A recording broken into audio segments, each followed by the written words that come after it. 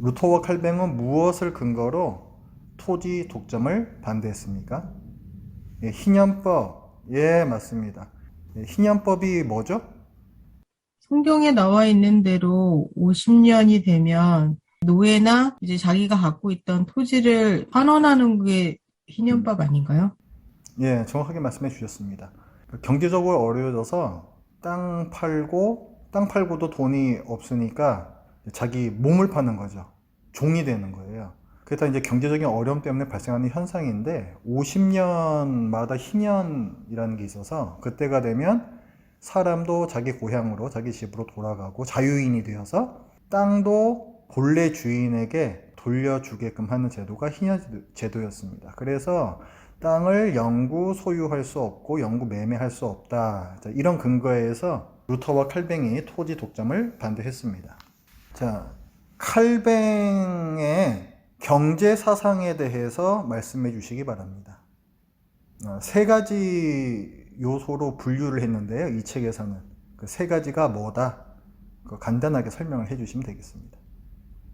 자본주의적 요소, 그다음에 사회주의적 요소, 지공주의적인 요소 이 세 가지를 얘기했고 자본주의적인 요소라는 거는 개인의 사유재산을 인정하고 노동이나 임금을 정당한 노동에 대한 임금을 갖고 또 근검절약하면서 자본을 축적하는 거에 대한 부분들에 대한 인정한 부분이 있고 사회적인 요소는 주변의 약자, 가난한 사람들을 위한 교육이나 구제, 복지에 대한 부분들을 신경 썼던 부분이 있고요. 지공주의적인 요소라는 것은 신협법에 기초한 경제 정의에 대한 부분인데 기본적으로 토지 자체의 이윤에 대해서는 사회와 공유해야 된다는 개념으로 한 세 가지 정도의 경제 세상을 담고 있다. 예, 아주 잘 말씀해 주셨습니다. 그래서 칼뱅은 자본주의, 사회주의 각각의 어떤 요소를 그의 경제사상에 갖고 있었지만 그걸 더 뛰어넘는 어떤 요소를 갖고 있었고 그것이 성경에 근거해서 그 얘기를 한 거였다. 그 내용을 지난주에 봤었습니다. 네, 감사합니다. 자, 이번 주에는요, 이제 기독교 윤리의 시각에서 본 기본소득의 필요성과 방향성이라고 제목이 붙어 있습니다. 이 책이요, 이제 기본소득에 대한 학제간 연구다, 이렇게 되어 있어요.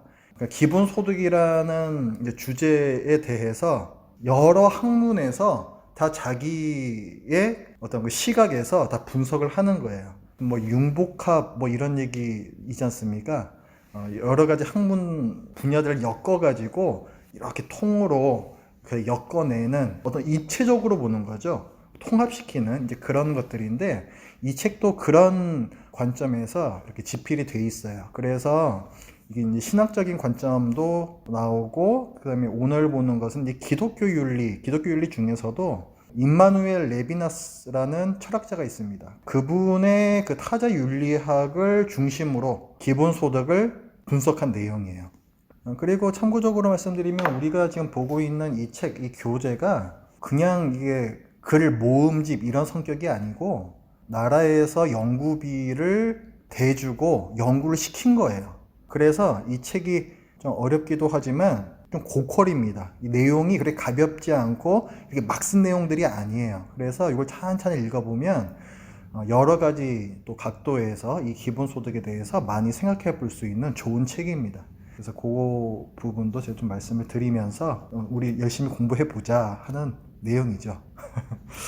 예, 그러면 자, 프린트물 보면서 우리 오늘 내용 또 한번 나눠보겠습니다.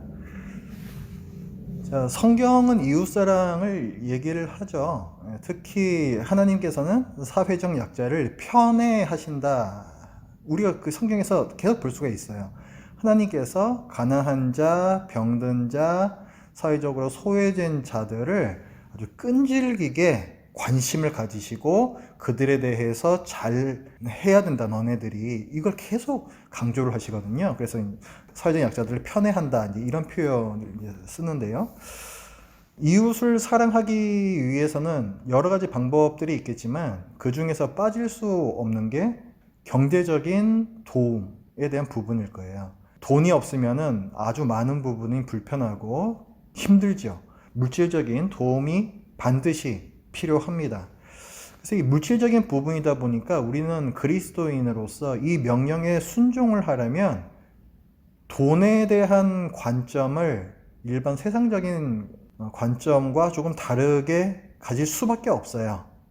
그렇기 때문에 뭐 성경에서 보면은 너희가 하나님과 재물을 함께 섬길 수 없다 이런 말이 나오잖아요. 그래서 흔히 뭐 만몬을 섬긴다, 만모니즘 이렇게 얘기를 하는데 사실 이 세상은 거의 만모니즘입니다. 돈이 최고죠. 돈만 있으면은 할 수 있는 게 너무 많기 때문에 돈 하면서 사는 세상이라는 거예요. 근데 그리스도인들은 거기에 매여 있어서는 이웃사랑을 절대로 행할 수가 없습니다.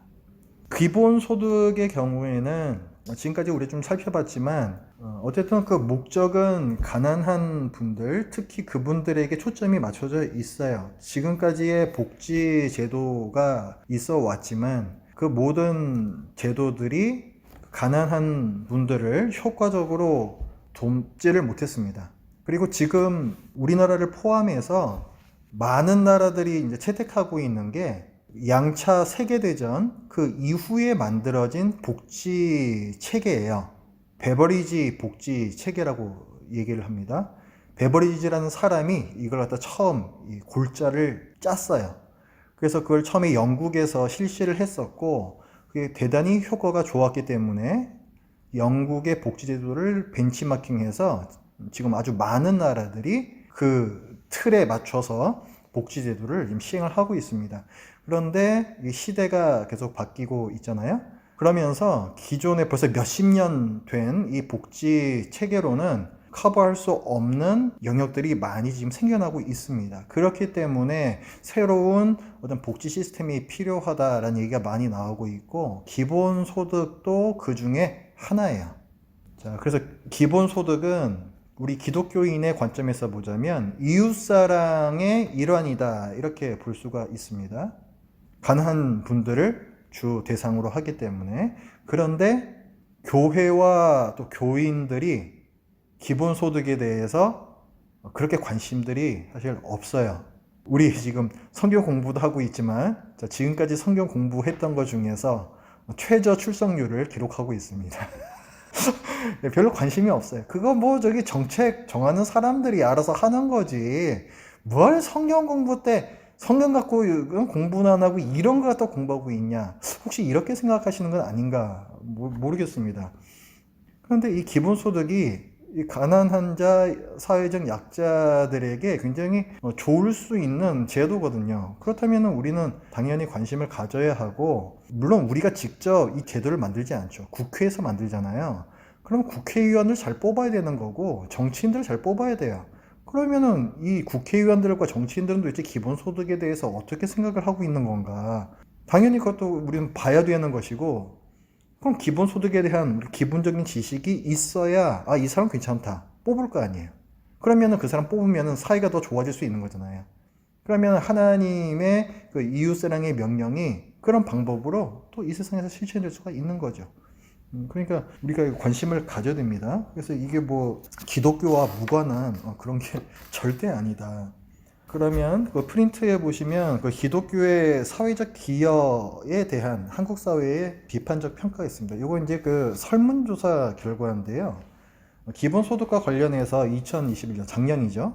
통계를 좀 내봤습니다. 설문조사를 좀 내봤는데 기본소득에 대해서 찬성하느냐 반대하느냐 이렇게 물었을 때 기독교인을 제외한 다른 시민들보다 기본소득에 대해 덜 적극적인 것으로 나타났습니다. 다른 시민들은 50.3%가 기본소득에 찬성했는데 기독교인은 약 10%가 적은 40.5%가 기본소득에 찬성을 했습니다. 이웃사랑을 실천하려면 오히려 더 찬성해야 될 것 같은데 오히려 더 적었다는 거죠. 그리고 기본소득을 시행하려면 돈이 있어야 되잖아요. 대표적인 재원 중에 하나가 증세거든요. 더 세금으로 내야지 되는 거죠. 여기 증세에 대해서 찬성하느냐라고 했을 때 다른 시민들은 57.4%가 찬성했는데 기독교인들은 약 26%가 적은 31%만 찬성했습니다. 기본소득을 위해서 세금 더 내겠다. 싫다는 거예요. 그래서 기독교인들이 왜 일반인들보다 기본소득에 덜 적극적일까 라는 질문에 대해서 이 글을 쓰신 분은 기독교인들이 사회 기여와 이웃사랑에 인색하기 때문이다. 이렇게 분석을 하셨어요. 저는 이게 굉장히 좀 단순화된 결론이라고 생각을 하는데, 우리가 지금까지 얘기를 나눠봤듯이 사실 기본소득을 반대하는 이유는 꼭 이웃사랑에 인색해서는 아니었죠. 예를 들어서 재정 확보를 할 수 있는 거냐, 현실적인 얘기냐, 이 얘기부터 시작을 해서 우리의 그 정의에 대한 관념하고 좀 부딪히는 부분이 있어요. 계속 예를 들지만 맨날 바다에서 서핑하는 사람한테도 돈을 주기 위해서 내가 세금을 더 내야 되는 거냐, 이런 데 대한 부분, 재정 낭비에 대한 우려, 사실 이런 부분들이 기본소득을 반대하는 더 큰 이유라고 저는 생각합니다. 그러니까 이 부분에 대해서는 우리가 계속 얘기를 하고 있잖아요. 그런 위험성이 실제로 있지만 그러나 또한 이런 부분이 있기 때문에 그 부분이 상쇄되는 부분도 있고, 사실 그 부분도 다 고려하면서 어떻게 하면 그 위험성을 막을 것인가 하는 방향으로 기본소득이 지금 고민이 되고 있다. 그런 걸 우리가 지금 얘기를 하고 있지 않습니까? 그러니까 기독교인들 기본소득에 좀 소극적이다 하는 부분을 단순히 이웃사랑에 인색해서다라고 얘기하는 것은 저는 별로 그렇게 좀 탐탁치는 않습니다. 여러분들께서는 또 어떻게 생각하실지 모르겠지만, 자, 그리고 지난주에 있었던 얘기하고 좀 비슷한 얘기들이 나오는데요. 성경은 나 자신보다 다른 사람에 대한 책임에 대해서 더 많이 얘기를 합니다. 하나님 사랑, 이웃 사랑, 이게 가장 중요한 두 가지 계명이잖아요. 그렇죠? 그러니까 하나님도 타자요, 이웃도 타자요. 그러니까 성경은 항상 타자에 대한 더 큰 관심이 있습니다. 그래서 다른 사람들에 대해서 부와 소유를 어떻게 사용할 것이냐라는 부분을 성경에서는 많이 말씀을 하고, 또 교부라고 있다 그랬죠. 초기 교회의 대단한 신학자들, 교부라고 일컫는데, 그분들이 얘기한 바도 저희들이 잠깐 나눴었습니다. 여기 또 그 내용이 나와서 살짝만 좀 살펴볼게요. 크리소스톰이라는 분은 부는 하나님의 것이다. 부자는 가난한 사람에게 나누어야 하는 돈을 가지고 있는 청직이다. 그렇죠? 루터도 그렇고 할뱅도 그렇고 다 이런 비슷한 생각을 갖고 있었습니다. 그 다음에 대 바실레이오스라는 교부는 잉여 물질은, 그러니까 내가 필요한 곳에 쓰고 남는 물질이 있잖아요. 그것들은 가난한 사람의 것이다. 나누지 않는다면 부정의를 저지르는 것이다. 이것도 우리가 그 물질에 대한 청직이라는 관점에서 얘기를 하는 거죠. 그리고 토마스 아퀴나스라는 교부가 있습니다. 그 분은 더욱 좀 과격하게 얘기를 했어요. 부는 부정의하며 불평등하다. 예, 그러니까 왜 이렇게 얘기를 했냐면, 아까 잉여 물질은 다 나누어 줘야 한다, 이게 있잖아요. 근데 네가 지금 부자란 얘기는 그걸 안 나눠 줬기 때문에 네가 지금 부자다, 이런 얘기예요. 그렇기 때문에 네가 부자인 것은 부정의한 것이다, 이렇게 얘기를 하는 것입니다. 그리고 더 과격한 얘기도 했는데, 긴급하게 필요한 경우에는 누군가의 소유를 공개적으로 혹은 은밀히 가져가도 적법하다, 이렇게 얘기를 했어요. 예, 내가 아주 배가 고프고 뭐가 아주 필요해요. 그럼 옆 사람께 슬쩍 갖고 가도 된다, 이런 얘기까지 했습니다.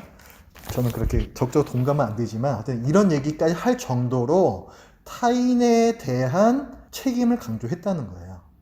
자, 그 다음 페이지에 보시면 다니엘 벨 주니어라는 분이 책을 하나 쓰셨는데, 작년에 나온 책입니다. 자본주의 경제의 구원이라는 제목입니다.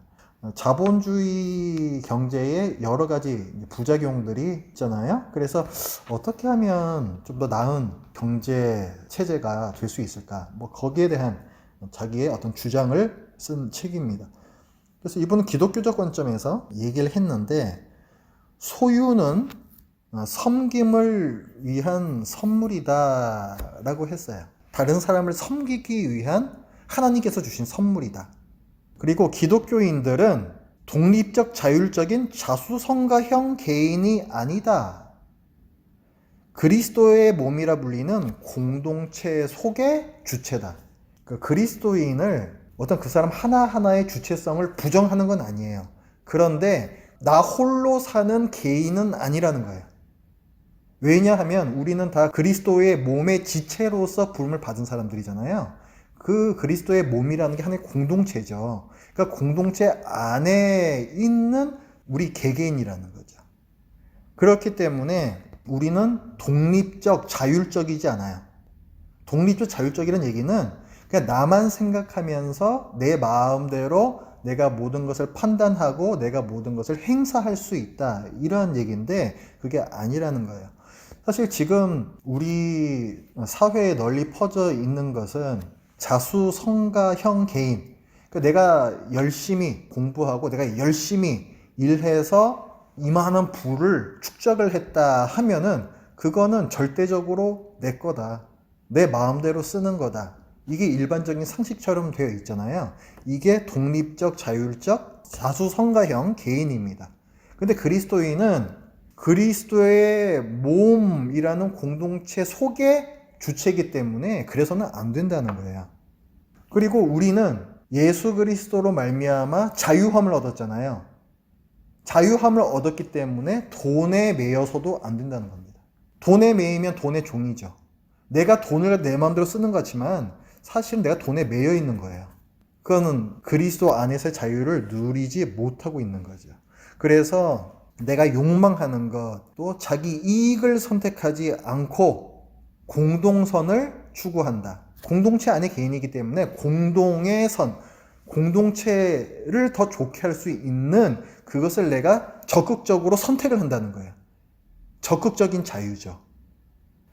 내가 욕망하는 것, 자기 이익을 선택하는 것은 합리적인 거예요. 우리는 합리적이다 하면은 다 좋은 거다 이렇게 생각하잖아요. 말도 안 되는 거에 반대, 그게 합리적이다 생각하는데 본래 합리적이다라는 얘기는 자기 이익에 합한다. 자기 이익에 합하는 쪽으로 선택한다. 그렇게 판단해서 선택한다. 이런 뜻이에요. 그러니까 합리적 개인이 아닌 이런 공동체 속에서의 개인을 이분은 얘기를 했습니다. 그리고 자본주의 경제를 기독교적 경제로 바꿔야 한다. 하나님의 친교 안에서 그리스도인들은 경쟁과 갈등보다는 공유와 연대의 경제를 추구해야 된다. 같이 살자는 거예요. 같이 살자. 그러니까 사회적 가치라고 하는 거죠. 공유와 연대. 경쟁과 갈등은 나의 어떤 경제적 이익을 위해서 사는 거고. 왜 그렇게 해야 되냐면 우리가 믿는 하나님이 삼위일체 하나님이시죠. 하나님 자체가 공동체 안에 계시는 거예요. 성부, 성자, 성령 하나님께서 아주 끈끈한 관계 안에 뭐 하나님 안에 예수님이 계시고 예수님 안에 하나님이 계시고 우리 그런 말씀을 받지 않습니까? 그런 것처럼 그 삼위일체 하나님 자체가 공동체이고 우리는 그 하나님을 믿는 사람들로서 공동체 안에서의 가치, 공동선 이걸 추구하는 것이 마땅하다는 겁니다. 우리는 또 하나님의 형상으로 지어졌기 때문에 그래서 그런 관점에서 본다면 다른 사람들과의 관계가 굉장히 중요해지죠. 다른 사람들은 그저 남이 아닌 거예요. 그러니까 우리가 어떤 경제 생활을 해감에 있어서 모든 사람은 하나님으로부터 온 선물이다 이런 관점을 가져야 된다는 거예요. 소중히 여길 수 있어야 된다는 거죠. 그리고 모든 사람들은 서로를 위한 선물이다. 자본주의 경제에서의 핵심 가치는 뭐예요? 효율성이잖아요. 효율성. 그래서 효율성이나 어떤 시장에서의 가치, 그걸로 사람을 값을 매기는 것이 아니라 공유와 연대의 경제로서 함께 사는 경제가 되어야 한다라는 얘기를 했습니다. 이런 맥락에서 소유권, 재산권 말이에요. 이 소유권은 개인이 특정한 재물을 가질 수 있다라는 허가증이 아니라 그거 내 마음에 쓸 수 있다라는 허가증이 아니라 다른 사람들을 위해 주체에게 나에게 주어진 책임성으로 받아들여야 한다라고 얘기를 했습니다. 그러니까 지금 아까 얘기했던 그 뭐 교부들의 얘기하고 다 일맥상통하는 얘기예요. 내가 갖고 있는 소유 이것들은 다른 사람들 위해 써야 하는 책임을 갖고 있다. 이 얘기를 하는 겁니다.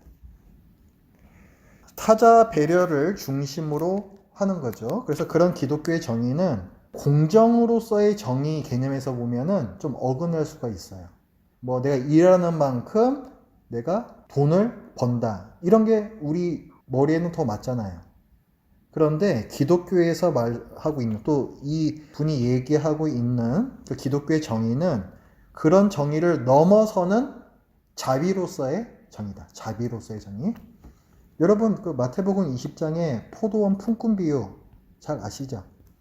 그거 뭐 아침 9시에 포도원 들어간 사람, 12시에 들어간 사람, 3시에 들어간 사람, 심지어는 오후 5시에 포도원에 들어간 사람까지도 다 똑같은 한 데나리온을 받잖아요.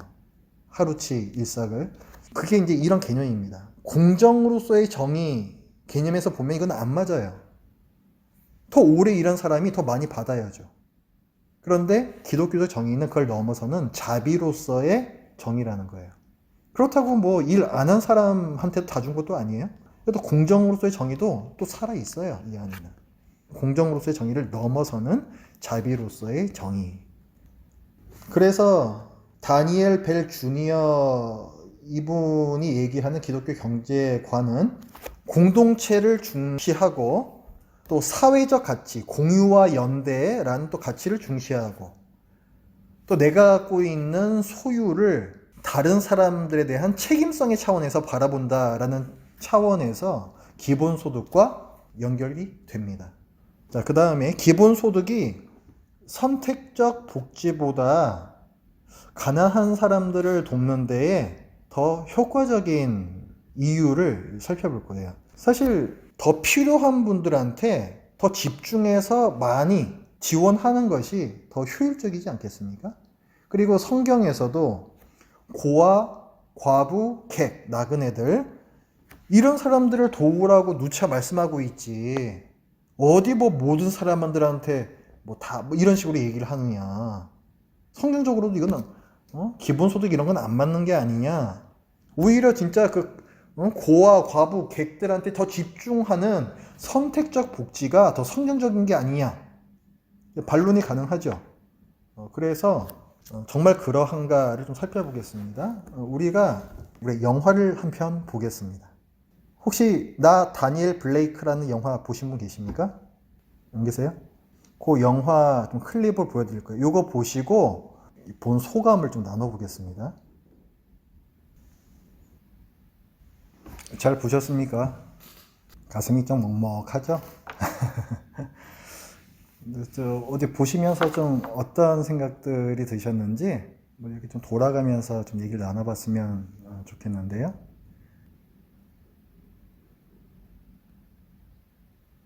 우리가 해야 할 일들이 어떤 건가, 이 모임에서 이야기를 나누고, 또 우리가 무엇을 위해서 모임을 하고 있는지를 좀 더 고민해 보는 힘을 받았고요. 한 인간으로서 인간 이상도 인간 이하도 아니다라는 마지막 그 이야기도 참 많이 마음에 와닿는 게, 그러니까 결국은 한 사람을 태어나서 한 사람을 죽는다는 게 얼마나 어려운 일인가, 그리고 또 그걸 사회가 얼마만큼 귀하게 여겨야만 그 일이 가능한 것인가를 생각해 봐야 했고, 그래서 뭐 복지가 됐든, 뭐 우리가 지금 이야기하는 기본소득이 됐든, 결국은 어떤 한 사회가 한 사람을 사람답게 살아가게 하는 어떤 방식이라고 생각을 하는데, 우리 결국 하나님께서 원하시는 바가 사람답게 살아가는 것. 하나님의 형상대로 지음받은 존재가 하나님의 형상대로 살아가기를 원하신다라고 성경 사실은 그런 이야기를 하고 있는 거라고 생각을 하는데, 그런 점에서 좀 우리가 어쩌면 그저 우리만을 생각하지 않았나. 이 기본소득을 우리가 이야기하고자 하는 가장 주된 이유는 사실은 그 누구도 소외돼서는 안 된다라고 생각을 하거든요. 그러니까 세상을 살아감에 있어서. 결국은 소외된 사람들이 누군가는 있고, 그로 인해서 누군가는 고통을 받게 된다라는 사실. 또 누군가 받은 고통으로 인해서 또 누군가는 또 잘 살고 있다라는 그 사실. 물론 이걸 법적으로 어떤 것들로 바꿔가기가 힘들 수 있겠지만, 지금 이런 시간들을 통해서 좀 더 고민해보고 기대하는 마음으로 또 이 시간을 같이 하는 게 참 감사하고 또 유익하다고 생각을 했습니다. 네, 감사합니다. 자, 다음엔 누가 말씀해 주실까요? 뭐 보면서 그 복지 사각지대에 있는 분들의 마음을 간접적으로나 느낄 수가 있었고요. 복지 사각지대라는 거는 우리 눈에 보이지 않잖아요. 눈에 보이지 않는 것까지 챙길 수 있는 방법이 이 기본소득을 시행하는 그런 것과 연관이 많이 있기 때문에 기본소득이 되면은 이런 사각지대에 있는 분들이 구제를 받을 수 있을까라는 이제 생각을 했고요. 주변에 이런 분들이 많이 없기 때문에 눈에 막 많이 들어오진 않잖아요. 그래서 뭔가 체감하지 못했던 게 아닌가 이런 생각을 영상 보면서 했습니다. 그리고 좀 더 많이 이런 케이스들을 우리가 알아봐야 되지 않을까라는 생각도 했고요. 네, 감사합니다. 기본소득이 전제하지 않고 선별 복지만 이루어졌을 때 일어나는 문제점들이 적나라하게 드러난 영화 같아요. 그 복지, 자기가 받아야 되는 수당을 선별하기 위해서 이제 관공서들을 찾아갔는데, 거기서 이제 그런 심사 과정들이나 이런 것들이 너무 복잡하고, 그런 거에서 계속 좌절하게 되고, 자기가 얼마나 가난하고 얼마나 불쌍한 존재인지를 계속 증명해야 되는 것에서 자존감을 잃어버리는 그 모습이 참 처절했던 것 같아요. 근데 그런 것들이 생각해보면 제 주변의 일상생활에서도 많이 일어나는 들 중에 하나였는데, 그러니까 저희가 신혼 초에 이제 가정을 이루었을 때 아무것도 없었을 때, 그때 신랑 월급 그걸로 의료보험 그 단계로 이제 증명을 하잖아요. 그런 수급 이런 게. 근데 분명히 나는 너무너무 쪼들리는데, 그래서 얘네들 이런 걸 신청하고 싶은데, 그때 끊임없이 그 정부한테 그런 나의 모든 것들을 다 내야 되는 것들이 사실 마음에 되게 개운치 않은 그런 게 있었어요. 그거를 계속 증명해야 되는 것들이. 그런 것도 좀 생각이 났고, 네. 근데 코로나 겪으면서 그냥 다 줬잖아요. 사람들 격리할 때, 격리지원금. 그거는 뭐 소리도 그렇게 많이 없더라고요. 그래가지고, 그거는 그냥 딱 내서 간단하고 좋았던 기억도 있고, 아무튼. 뭐 그런 것도 생각이 나고, 그래서 선별복지만 이루어져서는 안 되겠구나. 뭔가 그거를 커버할 수 있는 대안이 마련되어야 되는데, 그게 기본소득이 되어야 되겠구나. 될 수도 있겠구나라는 생각을 했어요. 네, 감사합니다. 다니엘 브레이크가 그렇게 죽는 모습을 보면서 참 너무 사회 제도가 오히려 사람을 살리는 게 아니라 이렇게 죽일 수도 있겠다라는 생각이 들었고요. 이렇게 혼자 사는 가정이 더 많아지고 있는 지금 이 시대에 어떤 복지가 과연 어떻게 그 개인의 삶을 더 잘 살 수 있도록 도와줄 수 있을지 좀 많은 고민이 필요하다고 생각을 했고요. 근데 그게 사회 제도가 어떻게 보면은 로봇처럼 할 수밖에 없는 게 너무 많은 대상자들을 선별하지 않으면 그 세금이 그렇게 정말 필요한 사람들한테 가야 되는데 그러다 보니까 자기를 증명할 길이 너무 없는 거죠. 그리고 너무 시스템이 점점 더 어려워지고 또 배우지 않으면 그거조차 따라갈 수 없는 진짜 어르신들이나 컴퓨터나 이런 거에 더 이렇게 능숙하지 못한 사람은 이런 제도권 밖에 있을 수밖에 없는 것 같아요.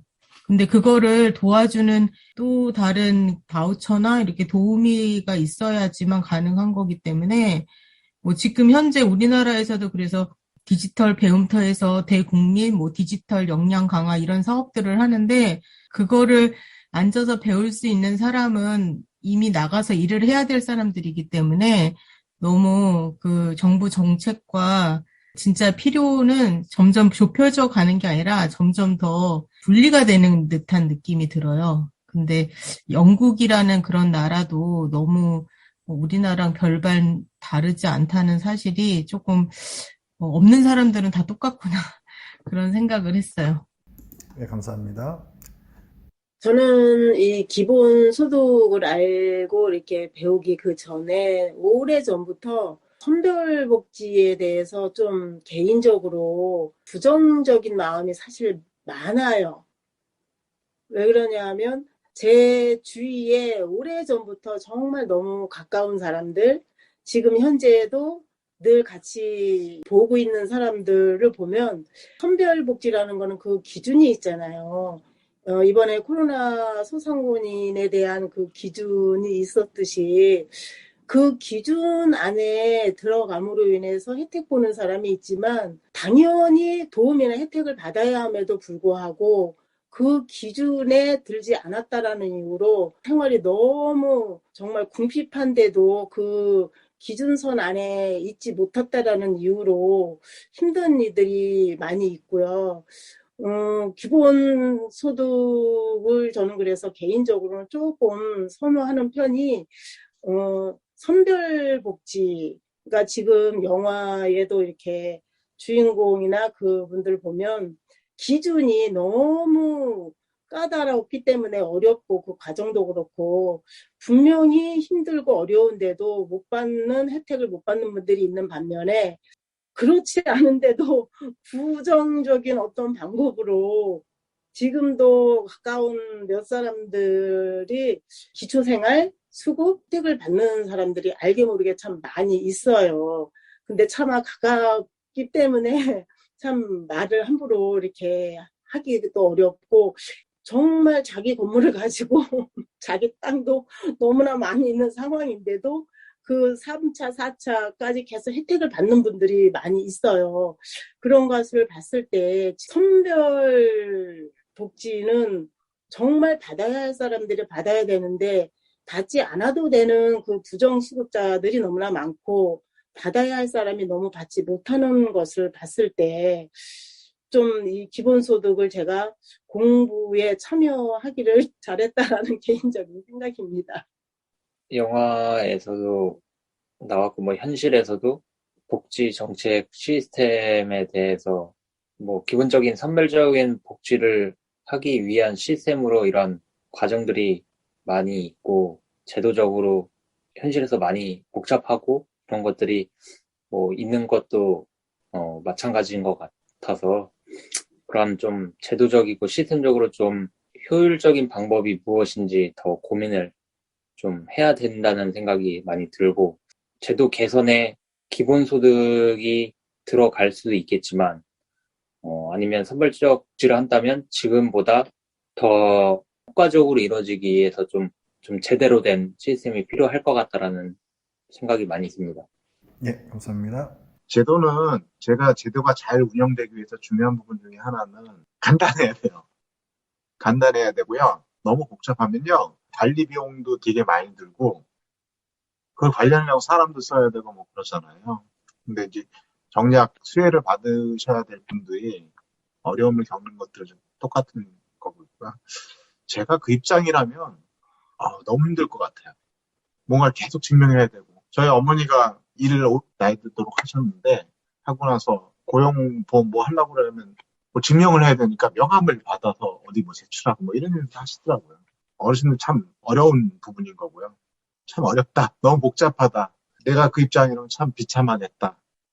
그런 생각이 들었어요.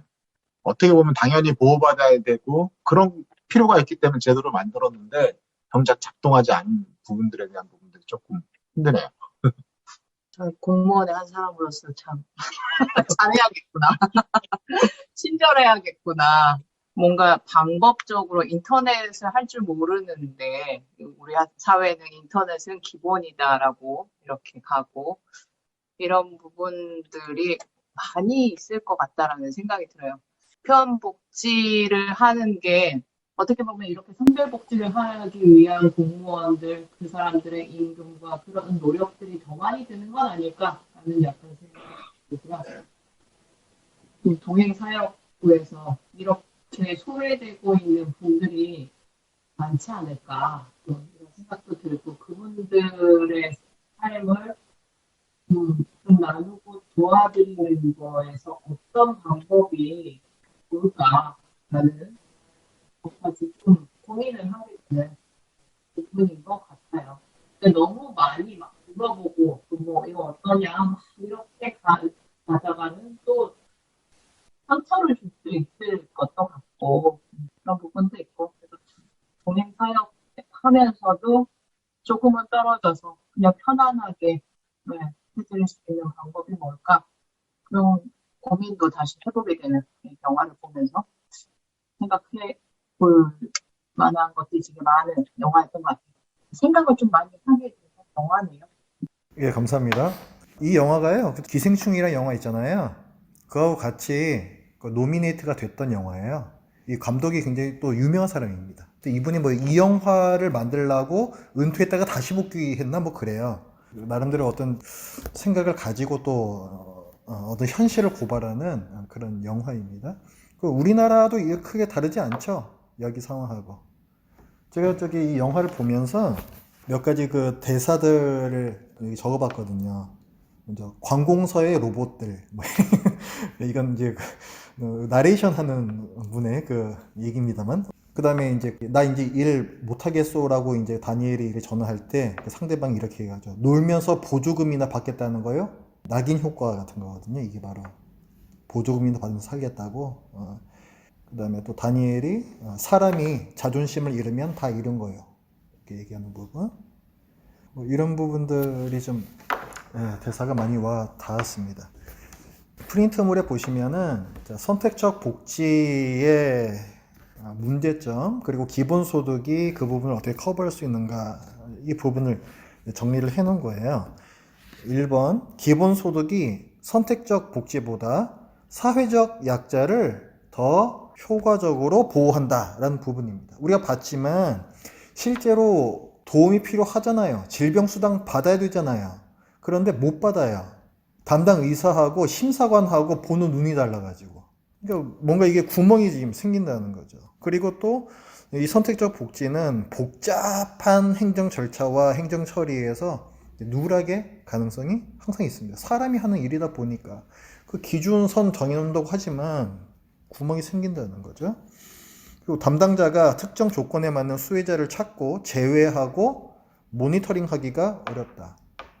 아까 부정수급에 대한 말씀 해주셨잖아요.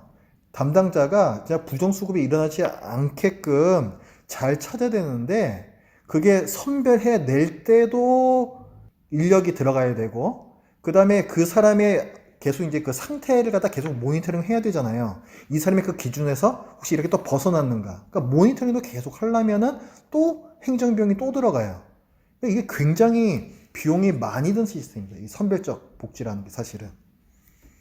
우리 예전에 저기 뭐였죠? 재난지원금 할 때도 뭐 의료보험과 기준으로 해가지고 몇십 퍼센트 뭐 해당되는 분들만 주고 누구는 안 주고 그랬잖아요. 그런데요, 그거 처리하느라고 공무원분들이 엄청나게 고생하셨거든요. 그 비용으로 따지면요, 그냥 100% 다 줘버리는 게 나아요. 실제로 그래요, 실제로. 굉장히 비효율적인 거라고요, 이 지금 하는 일들이. 기본소득은 행정적 사각지대가 없기에 필요한 이익에 도움이 효과적으로 전달된다. 누락되지 않으니까 효과적으로 전달이 되는 거죠. 그 다음, 기본소득은 낙인 효과가 없다. 굉장히 굴욕적이잖아요, 지금 우리가 봤듯이. 얼마나 굴욕적입니까? 거의 인격이 말살되는 거잖아요, 이거 하면서. 그래서 복지수혜 대상자로 이제 낙인이 찍혀요. 아니, 뭐 놀고 먹자는 거요? 뭐 이런 식으로 아까 막 이런 식으로 낙인 찍히잖아요. 지금 수급자는 그런 개념으로 받아들여지고 있어요. 아, 사회에 잘 적응을 못하고 있는 사람이구나. 능력이 부족한 사람이구나. 심지어는 사회에 아무 기여도 못하는 무가치한 존재다. 이런 식으로까지 알게 모르게 그 인식이 되고 있습니다. 이 짐을 지고 살아야 되는 거예요. 수급자들은. 지금 상태에서는. 그런데 기본소득은 모두에게 주어지기 때문에 낙인 효과가 없어요. 너도 받고 나도 받았으니까 무슨 낙인 효과가 있습니까? 그 다음 세 번째, 기본소득은 선택적 복지와는 달리 노동 의욕을 감소시키지 않는다. 수당 받으려면 일을 하면 안 되는 거예요. 노동 의욕이 오히려 떨어지는 거죠. 기본소득은 노동 여부와 관계없이 무조건 나오는 거거든요. 그럼 노동하면 그 돈 내가 또 플러스 되는 거예요. 그러니까 노동하려고 그러죠. 일하려고 그런다고요. 일할 수 있는 분들은. 그래서 그런 한계를 극복할 수 있다는 거고. 지금 그 복지 시스템은 다 노동 연계 복지예요. 그러니까 일을 전제로 한다는 거죠. 일할 의지가 있든지, 그게 이제 아까 얘기한 그 명함 받으러 다니는 거거든요. 나 여기 면접 봤어. 근데 안 됐어. 어떤 일할 의지를 보여주는 거잖아요. 그 일할 의지가 있든가, 아니면 실제로 내가 지금 일을 하고 있는데 어떤 최저 임금, 거기에 지금 못 미치는 임금을 받아요. 그럼 그 부족분을 내가 더 지원을 받는다라든가. 어쨌거나 일을 할 의향이 있든지 일을 하고 있든지 이게 전제 조건인 상태에서 보조금이 나온다는 얘기죠. 그래서 노동 연계 복지. 복지가 노동하고 딱 붙어 있어요. 지금 시스템은. 여러 가지 부작용이 생기는 겁니다. 그래서 지금까지 살펴본 바와 같이 기본소득이 실제로 도움이 필요한 분들을 더 잘 도울 수 있죠. 굴욕감도 느끼지 않게 하면서. 그렇기 때문에 더 성경적인 거예요. 선택적 복지보다. 자, 그 다음 페이지에는 레비나스의 타자 윤리학이라는 게 나옵니다. 이게 좀 철학자의 얘기라서 조금 좀 어렵게 좀 들리실 수가 있어요. 근데 어쨌든 최대한 좀 간단하게 좀 쉽게 한번 좀 노력을 해보겠습니다. 어떤 그 철학이라는 건 옛날부터 있어 왔잖아요. 그런데 전통적으로 서양 철학은 다 나가 출발점이에요. 나가. 그 데카르트라는 철학자가 있어요. 어떤 근대 철학의 어떤 거의 기반을 닦은 사람이라고도 볼 수가 있는데, 그 사람이 얘기한 게 뭐냐면 나는 생각한다, 고로 존재한다, 이거예요. 내가 존재하는 게 존재론이라는 그 철학에서 가장 기초예요. 내가 존재한다. 그러니까 나가 중심이라는 얘기죠. 그래서 그때부터 이 근대 철학들 지금까지도 모든 철학들이 나로부터 출발해요. 나로부터. 그런데 이 레비나스라는 이 철학자는요, 그게 아니라는 거예요. 나라는 존재는 다른 사람들과의 관계 안에서만 정의될 수 있다는 거예요. 나 혼자 못 사는 거잖아요. 못 살잖아요, 나 혼자. 그쵸? 다른 사람들과의 관계 속에서 내가 정의가 돼요. 사랑에 대한 부분도요, 아까 데카르트 같은 내가 기초가 돼 있는 상태에서의 사랑은 기만적인 사랑이다 라고 얘기를 했습니다. 왜냐하면 이거는 자아가 중심이 된 사랑이거든요. 타인을 사랑함으로써 나도 그 사람에게서 사랑받고 싶다라는 욕구가 있는 거예요. 그래서 어떻게 하냐면 나를 상대방에게 전적으로 맞춥니다. 그럼 자학을 하게 돼요. 스스로를 학대하게 된다고요. 굉장히 괴롭잖아요. 상대방에게만 나를 전적으로 맞추니까. 그래서는 자학이 일어날 수 있고 거꾸로 피학이 일어날 수 있어요. 상대방을 학대한다고요. 그건 어떤 경우 일어나냐면, 자, 너 나 사랑하지? 네가 나한테 절대적으로 맞춰라. 이렇게 되는 거예요. 그러니까 이 두 가지 방향으로 흐르게 된다라고 얘기를 했어요. 자학을 하든지 피학으로 흐르든지. 이런 사랑은 기만적인 사랑이고 아주 이기적인 동기에서의 사랑이다라고 얘기했습니다. 그래서 레비나스는 이 타자 윤리학이라는 것을 이제 주창을 했는데, 다른 사람에 대한 이 사랑을 그 사람에 대한 나의 책임의 관점에서 얘기를 했어요. 무슨 얘기냐면은, 다른 사람이 있잖아요. 그 사람이 있고 내가 있잖아요. 그런데 그 사람이 지금 처한 상황은 나한테 책임이 있다는 거예요. 그 프린트물에 보시면 그 작은 글씨로 써놓은 게 있는데, 제가 한번 읽어볼게요. 세계에서의 나의 존재 또는 태양 아래의 나의 자리, 나의 집, 이런 것들은 다른 사람에게 속하는 자리를, 즉 이미 나로 인해 제3세계에서 억압받거나 굶주리고 추방당한 다른 사람에게 속하는 자리를 부당하게 빼앗은 것이 아니었을까. 그러니까 내가 이걸 차지하지 않았다면 다른 누군가 이 자리를 차지하지 않았겠느냐는 얘기예요. 이것은 나의 현 존재의 바로 그 장소가 누군가의 자리를 차지하는 것이 아닐까 하는 두려움이다. 이해가 되십니까? 내가 지금 이 자리를 차지하고 있기 때문에 다른 사람이 지금 이 자리를 차지하지 못하고 있다는 거죠. 그런 책임감에서 출발을 해요. 주체의 존재 자체가, 그러니까 나라는 존재 자체가 타자에게는 폭력적인 존재가 된다는 거죠. 그런 관점에서 보면. 말이 되죠? 그리고 타자의 빈곤함, 공공함을 유발한 존재가 되는 거예요. 그렇기 때문에 나는 다른 사람에 대해서 무한 책임을 지고 윤리적 행동을 해야 한다. 이게 타자 윤리학입니다. 그러니까 이거는 지금까지 우리가 얘기해왔던 나만을 중심으로 한 생각하고는 완전히 다른 생각이에요. 관점이 완전히 다른 거예요.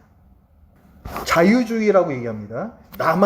나의 자유가 최고다 하는 게 자유주의예요. 자유주의는 나 개인을 또 너 개인을 또 서로 엮이는 게 아니라 독립적인 실체의 관점에서 보는 것이고, 타자 윤리학은 이 개인을 관계성의 관점에서 봅니다. 자유주의에서의 정의는 나의 권리가 중심이에요. 나의 권리, 너의 권리, 이게 다 독립돼 있으면서 이게 중심이에요. 나의 자유가 너의 자유를 침해해서는 안 되고 너의 자유가 나의 자유를 침해해서는 안 돼. 완전히 독립적인 거죠. 그런데 타자 윤리학에서의 정의는 타인의 호소와 타인에 대한 주체의 책임, 아까 말했던 다른 사람에 대한 내가 그를 공궁에 처하게 한, 빈곤에 처하게 한 책임이 있다라는 관점에서 정의를 규정해요. 그럼 이 정의는 어떻게 이루어지는 거냐? 그 다른 사람을 환대하는 것에서 정의가 이루어집니다. 다른 사람의 어려움을 내가 끌어안는 것, 거기에서 정의가 성취된다라고 보는 거죠. 우리 성경적인 부분하고도 많이 이어져요. 만나 하나님께서 내려주시잖아요. 이스라엘 백성 누구나 다 그거 먹고 살았죠. 이거는 하나님께서 모든 사람들의 필요에 민감하신 거예요. 그렇죠? 무조건적 환대라고 할 수 있습니다. 아무 조건 없어요. 다 만나를 내려주시는 거예요. 주기도문에서도 보면 예수님께서 기도를 이렇게 가르쳐 주셨죠. 우리에게 일용할 양식을 주옵시고. 나에게라고 그러지 않아요. 우리에게 일용할 양식을 주옵시고. 공동체를 염두에 두시고 기도를 하라는 가르침이에요. 우리에게 일용할 양식을 주시고. 다른 사람들은 지금 배를 굶고 있지는 않은지 다 둘러보라는 거죠. 그렇게 기도를 하라는 거예요. 그 다음 마태복음 20장 아까 얘기했던 포도원 품꾼 비유도 성과와 무관하게 그 사람 하루 먹고 살 수 있는 한 데나리온을 주는 거잖아요. 무조건적으로. 그것도 무조건적인 환대예요. 타인의 필요에 민감한 거죠. 그리고 마태복음 25장에 최후 심판 받을 때 너는 이쪽 너는 저쪽 하는데 그 기준이 뭐냐면 가난한 자, 병든 자한테 어떻게 했느냐. 그걸 기준으로 이렇게 가르시죠. 그게 곧 내게 한 것이니라. 이렇게 말씀하신단 말이에요. 다른 사람들의 필요에 민감할 것을 요구하고 계세요. 가난한 자, 병든 자를 무조건적으로 환대해라. 그들을 다 끌어안아라. 이 말씀을 하신다고요. 그래서 이 레비나스의 타자 윤리학이 성경적으로도 많이 겹치는 부분이 있습니다. 일반적인 정의 개념은 보편적 인간을 대상으로 하는 반면에 타자 윤리학은 타자의 유일성에서 출발한다. 모든 타자는 독특하며 보편적 인간이라는 추상성으로 희석돼서 안 된다. 이 말을 어떻게 써놨는데요. 아까 그 영화 보신 거 있죠? 그 심사관은 기준이 있어요. 기준이 어떻게 만들어졌겠습니까? 그냥 사람이라는 걸 갖다가 이게 뭉뚱그려가지고 선을 딱 그어버린 거예요. 이게 보편적 인간이라는 개념입니다. 이게. 실제로 이 다니엘이라는 사람은 수급을 받아야만 하는 어떤 특수한 상황이 있었어요. 그런데 어떤 그런 보편적인 집단으로 싹 그냥 선을 그어버리니까 묻혀버리는 거죠. 기본소득은 뭘 얘기를 해요? 모든 사람에게 실질적 자유를, 이런 모토를 갖고 있거든요. 모든 사람, 누락된 사람이 있어서는 안 된다는 거예요. 그게 되기 위해서는 이런 보편적 인간을 뭉뚱그려가지고 선을 그어버리는 이런 선별적 복지로는 안 됩니다. 실제로 어떤 한 사람 한 사람의 어떤 개인 맞춤형 그런 서비스들도 나와야 되고, 여기 어떤 그 복지 혜택에서 소외가 되는 사람이 얻게끔 그 우산을 정말 크게 잘 만들어야 된다는 거죠. 이런 부분에서 기본소득이 연결이 됩니다. 필립 팜파레이스, 그 21세기 기본소득을 지으신 분인데요. 이분이 고용지대론이라는 걸 또 얘기를 했습니다. 지대에 대해서는 저희들이 몇 번 얘기를 했습니다. 자, 땅을 독점함으로 말미암아서 거기에서 부당한 이윤을 갖고 하는 거죠. 그게 지대라고 그랬습니다. 고용지대로는 뭐냐면 고용 자체도 그런 지대가 될 수 있다는 거예요. 요즘은 일자리들이 점점 줄고 있잖아요. 일자리가 희귀해지고 있는 세상이란 말이에요. 그러면 일자리를 갖는 것도 특권이라고 볼 수가 있죠. 그런 세상에서는. 근데 그 일자리를 갖는 특권을 차지한 사람들은 그 일자리를 임대했다라고 보는 거죠.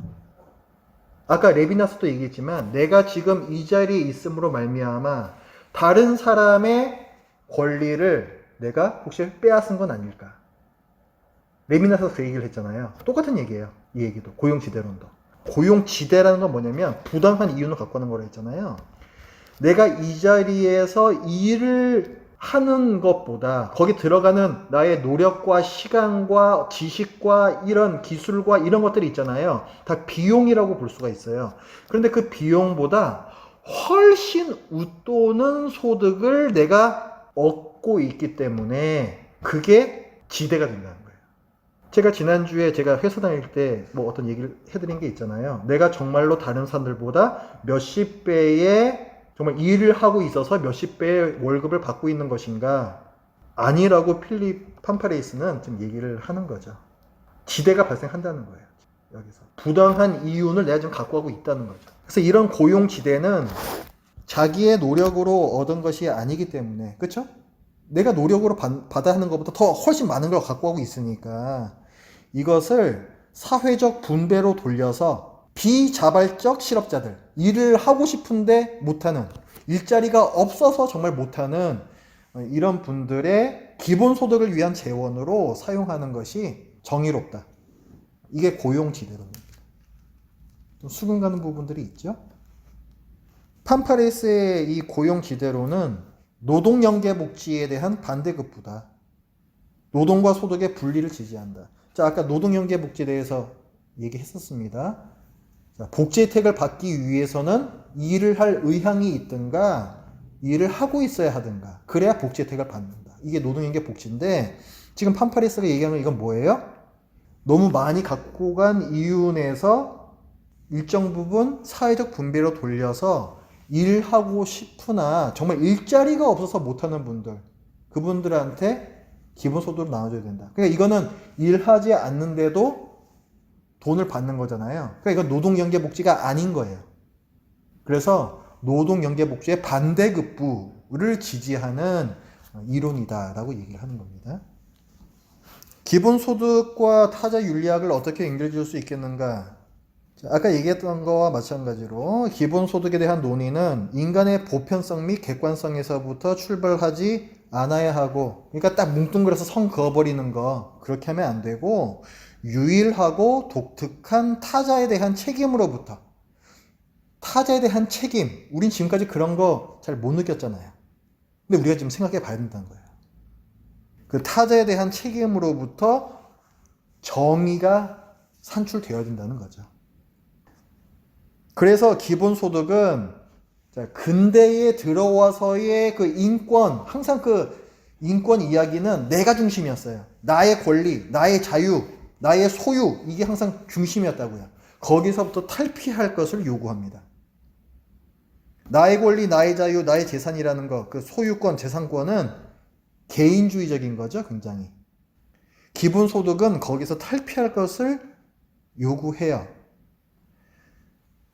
기본소득은 타자가 얼굴을 통해 주체의 책임을 요청함에 응답하는 형식이 그 근본에 있어야 한다. 타자에 대한 책임, 이 개념이 우리 모두에게 있어야 기본소득이 잘 시행이 될 수 있다는 것이고, 그렇지 않으면 기본소득도 굉장히 소극적인 차원에서 머물 위험이 많아요. 자, 내가 번 거는 내 거야, 내 마음대로 쓰는 거야, 이게 허물어지지 않으면 기본소득을 실시한다고 해도 과연 그게 얼마나 시행이 될 수가 있겠습니까? 세금, 아까 그 기독교인들이 더 증세에 반대한다 이렇게 나왔었잖아요. 그렇게 된다고요. 그 개인주의에 아주 묻혀 있는 거예요. 그 다음 페이지입니다. 기본소득과 에고이즘, 개인주의에 빠져있는 기독교인들. 아까 그 설문조사 결과에서 본 것처럼 기독교인들은 기독교인들보다 기본소득 재원 마련을 위한 신규 과세 및 증세에 대해 부정적 입장을 보였다. 재미있는 게요. 탄소세에 대해서는 별로 반대하지 않았어요. 탄소세는 누가 내는 거예요? 기업이 내죠? 내가 내는 거 아니라는 거지. 그러니까 여기에 대해서는 별로 반대 안 하고 토지세 과세하고 소득세 과세에 대해서는 반대를 많이 했습니다. 이건 내가 내야 되는 거거든요. 이는 기독교인들이 일반 시민보다 절대적 소유권에 대한 집착을 더 보이는 것으로 볼 수 있다. 기본소득 수혜자의 범위는 포용적이어야 한다. 제가 한번 질문 드리겠습니다. 대한민국 국적이 없는, 우리는 흔히 뭐 불법 체류자라고 얘기를 하는데요. 그런 국내에 계신 외국인에게도 기본소득을 줘야 하는가? 어떨 것 같습니까? 레비나스는 아까 얘기했죠. 무조건적 환대다. 이 사람은 대한민국 국민이 아니잖아. 그러니까 안 돼. 이건 조건이 있는 거예요. 대한민국 국민이어야 한다. 기본소득을 받기 위해서는 이런 조건이 있는 거예요. 그러니까 무조건적 환대의 입장에서 보면은 안 맞는 거죠. 데리다라는 또 철학자가 있는데 이분은 무조건적으로 환대해야 한다라고 동일하게 얘기를 하면서 그러나 현실적으로는 이게 불가능하다. 그럼에도 불구하고 무조건적 환대를 또 해야 된다. 또 이렇게 또 얘기를 또 해요. 어쩌자는 말이냐 도대체 이게. 비현실적인데 그럼에도 불구하고 무조건적 환대를 하도록 노력은 해야 된다는 거예요. 그러니까 100% 무조건적 환대는 그러면 안 될 텐데 비현실적이기 때문에. 그런데 그걸 향해서 노력을 하다 보면 부분적 환대일지언정 더 차원이 높은 그런 수준으로 사회가 갈 수 있다를 얘기를 하는 겁니다. 그러니까 우리의 이상은 더 높게 가지고서 그걸 위해서 노력을 할 때에 현실적으로 처음부터 한계를 지어 놓은 환대보다는 더 높은 수준의 복지가 가능하다. 이렇게 연결질 수가 있는 거죠. 사실 성경적으로 볼 때도요. 아까 뭐 만나 같은 거요. 그 다음에 뭐 포도원 품꾼 비유 같은 거요. 그다음에 뭐 최후 심판에서 막 가난한 자에게 어떻게 했느냐 이런 것들도 사실은 아무 조건이 없는 겁니다. 무조건적이죠. 만나 같은 것도 그 이스라엘 백성 중에는 외국인들도 소수 같이 있었거든요. 그 사람들한테 안 내려주신 거 아니에요. 똑같이 다 내려주셨다고요. 포도원 품꾼 비유도 마찬가지고 최후 심판에서 가난한 자, 그럼 뭐 대표적인 게 고아, 과부, 객인데 객이 나그네잖아요. 외국인 난민들이라고요. 그 사람들한테 어떻게 했느냐를 보신다고 말씀을 하고 있어요. 무조건적 환대죠.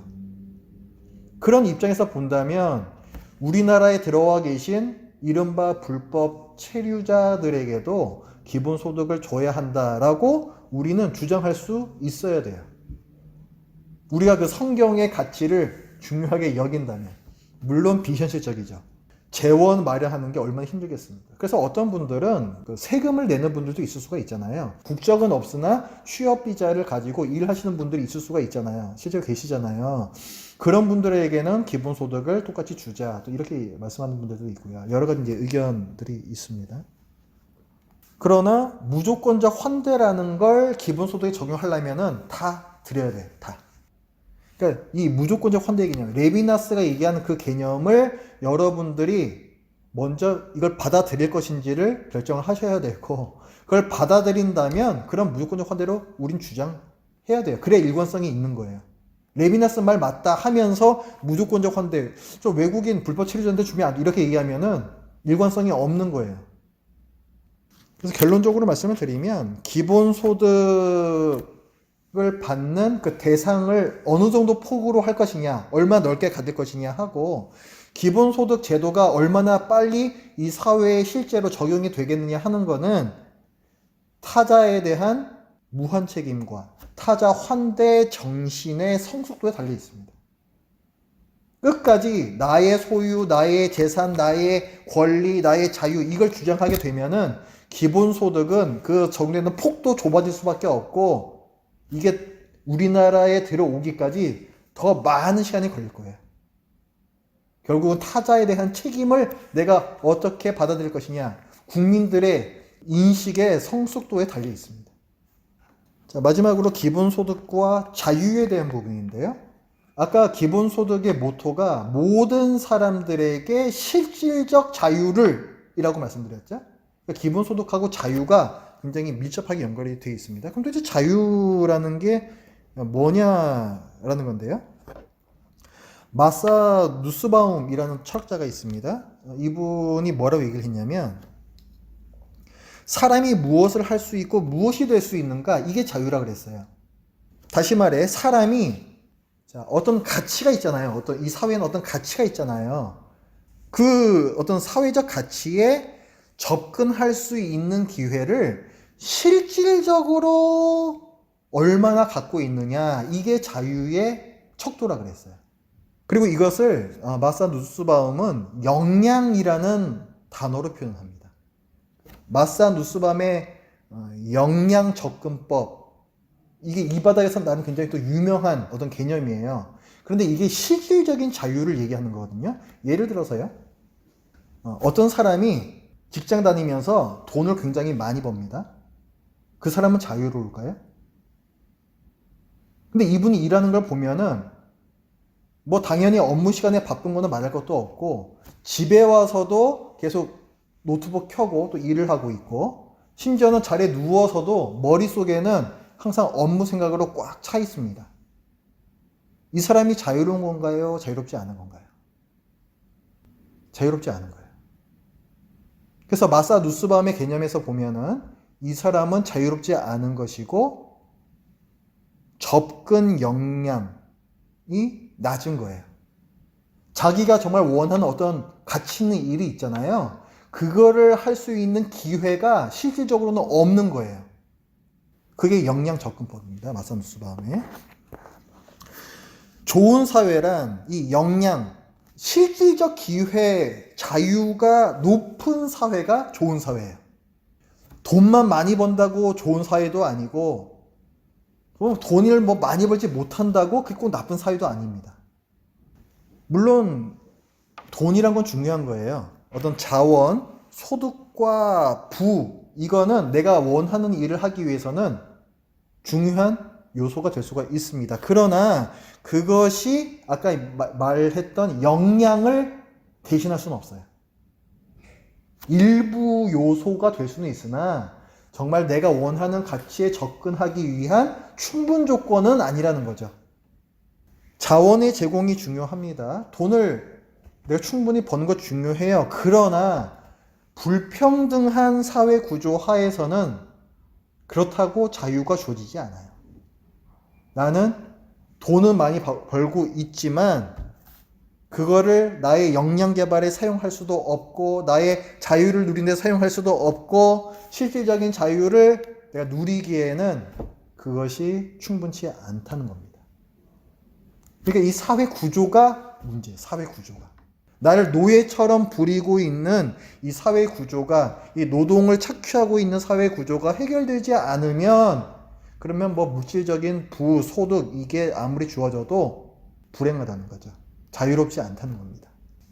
그래서 이 누스바움의 역량 개념하고 기본소득을 연관을 짓자면, 기본소득을 그냥 제도적으로 모든 국민에게 쫙 나눠줘요. 그거 하나만으로는 실질적 자유가 증진되지 않습니다. 사회 구조가 바뀌어야 돼요. 내가 가치 있게 보는 그 가치에 실질적으로 접근할 수 있는 기회가 증진이 돼야 된다는 거죠. 돈만 있어서 되는 거 아니에요. 돈이 도움이 되지만 돈만 있어서는 되는 게 아니고 나를 착취하고 있는 그런 경제적, 사회적 구조가 함께 개선이 돼야만 기본소득도 모든 사람에게 실질적 자유를 이라는 그 목표를 달성할 수 있다는 거죠. 그러니까 병행이 돼야 되는 거예요. 기본소득하고 사회 구조의 개선하고. 돈만 많이 있으면은 여러분 행복할 것 같으세요? 물론 경제적으로 어려운 상황에서는 그것만 해도 사실은 그렇죠. 하지만 또 사회가 또 꼭 그렇지만 또 않다라는 거. 우리 저기 그 뭐 엘리트주의 사회 뭐 이런 얘기 많이 하잖아요. 그 소수의 엘리트들이 이제 많은 소득을 올리면서 일을 한다는 거죠. 근데 그거를 바라보면서 또 그렇지 않은 분들이 그 엘리트들에 대해서 어떤 적개심을, 쉽게 말해서 적개심을 가질 수가 있거든요. 그런데요, 꼭 그렇게 볼 필요는 없어요. 그 엘리트 분들은 엘리트대로 굉장한 스트레스 가운데 삽니다. 물론 대부분의 분들도 많은 스트레스 가지고 살지만은 또 엘리트대로 엄청난 스트레스 갖고 살아요. 그러니까 이 엘리트주의라는 거는 모두가 불행한 사회예요. 근데 돈도 못 버는데 바쁜 게 더 힘들어요. 예, 그렇죠. 그게 제일 힘들죠. 네, 돈도 뭐 많이 벌면서 바쁘면 그렇다 치지만 돈도 못 버는데 바쁠 때가 있잖아요. 그게 더 화나는 것 같아요. 맞아요. 예. 그러니까 그 부분은 이제 기본소득이 지급이 되면은 어쩌면은 조금은 뭐 얼마 주느냐에 따라 달리긴 한데 조금 나아질 수 있는 여지가 분명히 있죠. 그리고 이런 타자 윤리학은 약간 강박이 아닐까 하는 생각이 들어요. 아, 다른 사람에 대한 책임. 네, 아, 너무 그렇게까지 생각하면서 우리가 살아야 되는가? 네, 너무 강박으로 가면 이게 과연 이렇게 사는 사람이 있을까? 이거 물론 말씀대로 사는 삶이라고 보여지기도 하는데요. 너무 극단적인 거 아닌가 하는 생각이 살짝 드네요. 음. 근데 사실 문제는 그 극단적으로까지 이렇게 강박관념을 갖는 분이 문제라기보다는 너무 안 가지는 게 더 문제 아닌가, 지금? 그리고 기독교인들이 뭐 이렇게 인색한 것처럼 이렇게 데이터가 나오는 거는 기독교인들을 이제 헌금 생활을 하잖아요. 그래서 이미 많이 뭔가 내고 있고 이미 그렇게 하고 있는데 뭔가 더 해야 된다라는 그런 생각 때문에 더 이렇게 인색한 결과가 나온 건 아닌가 하는 생각이 들어요. 그런 분들도 일부 있으시겠죠. 왜 기독교인들이 이렇게 발전했을까라는 게 중에 하나는 이데올로기적인 측면이 있지 않나 그런 생각이 들어요. 아, 그 사회주의라는 뭐 이런, 사회주의나 공산주의에 대한 저희가 알러지 반응이 있잖아요. 네네. 그 다음에 개인적인 것들에 대해서 우리가 지금 전제하고 있는 것들이 전부 어떤 자유라는 개념을 나로 생각하거든요. 아까 역량의 개념보다는 나, 자유, 민주주의 뭐 이렇게 하는데 그 정확한 용어를 갖고 얘기하면 좀 다른 얘기가 되겠지만 일반 대중적인 측면에서 크리스찬들이 이제 이거 공산주의 아니야? 이거 이럴 수도 있거든요. 안티하게. 예, 우린 자유민주주의고 이 민주제도하고 경제적인 거하고 이게 따로 생각 안 하시고 우리나라는 이게 다 엮여 있거든요. 이 설문에 대해서 저도 읽으면서 그런 생각했었거든요. 결국 그렇지 크리스찬은 그럴 리가 없는데 뭐지? 근데 이제 생각할 수 있는 것들 중에 가능성을 해석할 수 있다면 타자에 대한 부분들 뭐 배려 이거보다는 그런 것들이 한국 사회에는 영향을 주지 않았을까 그런 생각도 들더라고요. 또 하나는 타자의 유리라는 측면에서 보면 생각해야 될 것 중에 하나가 저는 은혜라는 개념이 참 중요한 것 같아요. 우리가 살아가는 것 중에 내가 만든 건 아무것도 없어요, 사실은. 다 남이 만들어주고 누군가가 또 밥을 차려줘서 밥을 먹고 그런 거거든요.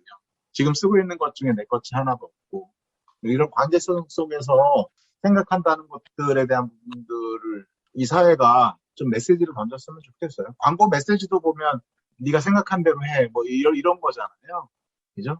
근데 그 많은 의미는 사실은 내 중심으로 가라. 이렇게 다 모두가 메시지를 던지고 있거든요. 근데 회사에서 보면 나 중심으로 하다 보니까 서로 싸워요. 갈등에 대한 해소가 안 돼요. 서로 혐오하는 사회가 돼가거든요.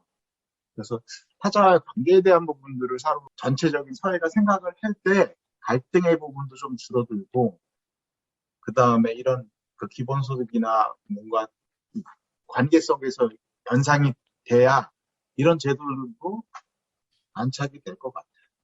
뭐 혐오, 갈등 이쪽으로 많이 가는 이유 중에 하나가 이런 관계에 대한 부분들을 잘 생각을 못하지 않았을까 그런 생각이 들어요. 나의 메시지가 너무 강하다. 이어서 이제 말씀드리고 싶은 게 사실 타자하고 상관없이 기본소득은 무조건적인 지급이잖아요. 단 한 사람도 빠짐없이. 그러니까 이 자체로는 내가 남을 생각해서 이 기본소득을 준다 이런 것은 또 아닌 것 같아요. 모든 사람이 수급자가 되는 거잖아요. 제일 가장 돈이 많은 사람부터 뭐 돈 한 푼 없는 사람까지. 그리고 뭐 세금이 문제죠. 예, 그죠. 재원이 문제가 되는 거지.